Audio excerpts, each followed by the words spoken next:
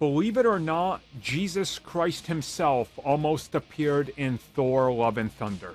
But ultimately, somebody made the smart choice to cut that cameo out. So, good on you for having restraint with Love and Thunder. So I'm actually taking a little bit of time to talk about this because I figured maybe we would get a little bit more besides what we got in the past, but no. Essentially what we have is everything that Taika Waititi told BBC Radio 1, where he said that originally there was supposed to be an inclusion of multiple real-world religious figures in Thor Love and Thunder when they were showing off all the gods.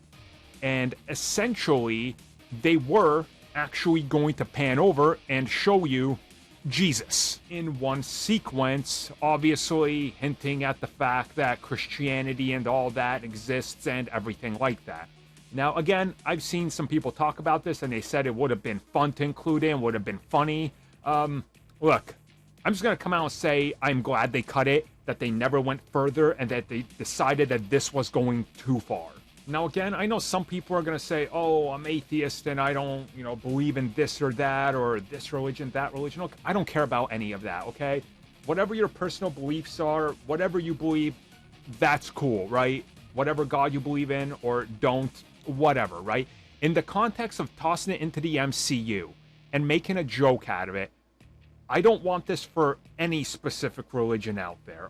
Just because, these films are supposed to be inclusive and representing so many people, and to even alienate one and make fun of them while the others don't, I think is going too far. So cutting all of them out and not mentioning any of the real world ones today that are, the dominant when it comes to religious beliefs and all that, I think is a smart choice. Just because, and let me stress this, in my opinion, you should be respectful of other people's beliefs.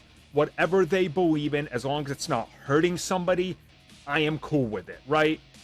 But to me, it's once you start hurting others or attacking them and all that, that's when I'm like, what are you actually believing in here, right? Like, you know what I'm saying?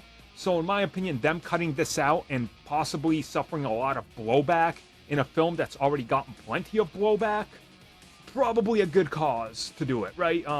Maybe I'm just wrong. Maybe people would have loved it and would have had fun with it, and Jesus would have been slapstick, and who knows what other God and their disciples or sons they would have used, whatever. But in my opinion, I'm glad it didn't happen.